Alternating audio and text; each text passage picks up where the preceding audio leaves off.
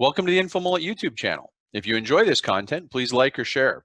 And if you'd like to support the InfoMullet by becoming a mulleteer, visit us on Patreon. We appreciate your support. So Kevin's asking on the wave, isn't it kind of likely that every area will surge and then grow out of it? New York City surged first because of population density. Florida and Georgia, Texas are surging later now because of sloppy reopening. Point being, walking between the raindrops was a bad idea from the beginning. Just about everyone is going to get this big. Not necessarily, Kevin. So you saw, I mean, it is true. So first of all, you're right. The COVID-19 hits in clusters. And New York certainly had its cluster. It raised and now it's dropping. The problem is the percentage of all people in New York who got it still remains fairly low. There's differing estimates of how that is, but think about herd immunity when we don't have to think about this anymore. Is usually it's accomplished by vaccines. 80% of the people thereabouts have either had it or gotten a vaccine to it. That's when you have enough people in the population that it won't reinfect. New York City dropped because it implemented harsh measures and controlling measures. And as you pointed out, as states released their harsh measures, they've had new surges. The risk now, though, is if you have a transfer from a high case state from, remember, all the areas that are in the South now came from other areas in the U.S. spreading there gradually. It wasn't so much for foreign travel that got shut down. There was still a little bit, but mainly it was, from the super clusters coming out, you would have places where there was not herd immunity surging up. That can happen in reverse. So Texas can bring back to New York or Florida or Idaho or, we're a country that we report in states, but the highway system is very well developed and people love to drive. I was looking at an economic chart of miles driven and it's been on an increase, and you can see as people get back on the road and start driving, those people are moving around and there's the chance to reinfect. So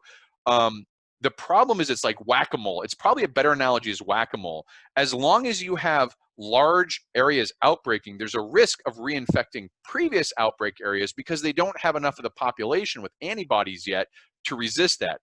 The way you minimize that is you either have good contact testing and tracing in your area. So New York says, oh, we had 10 people fly in from Florida, but we caught them, we traced everyone, and we put those people in quarantine. That's the purpose of the dance. A bad way gets into this discussion of travel bans. The whole travel ban concept that's been discussed here in the thread, I want to touch on it briefly. It is not constitutional to pick out a certain class of people and ban them from travel. And this happened to some governors early on in the pandemic. They would say, well, I don't like New York. You're banned from travel. Like Florida was great. Florida's like, hey, New Yorkers, come on down for spring break. As soon as spring break was over, like, oh, no New Yorkers travel. There's a very capricious sort of travel ban, but you can't pick a single criteria out and say, we're not going to allow New York. What you can do under the quarantine laws is you can say, if your state has a level of outbreak above X, some sort of objective measure, we're going to impose a quarantine on you. I generally don't think these are all that effective, mainly because the primary risks of contagion are, if you don't have local procedures, banning people from flying in aren't going to keep people from driving around, and you're still going to have these outbreaks. They're sort of like trying to ban travel is sort of like a cheat code, but it's a cheat code that doesn't work very well.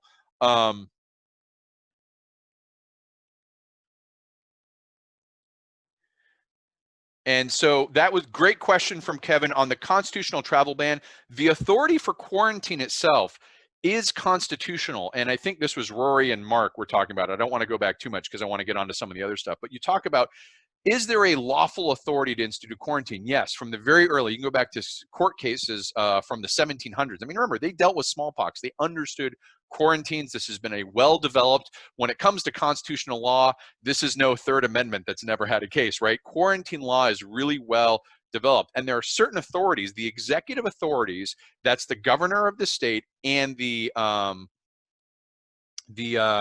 president, executive branch, obviously, they have the authority to institute quarantines. How they institute it is the constitutional test that comes up, and how they establish their criteria of who gets to do what. A flat out, so you can quarantine an individual person to a house very easily, which is a sort of reactive quarantine. This person has the infection.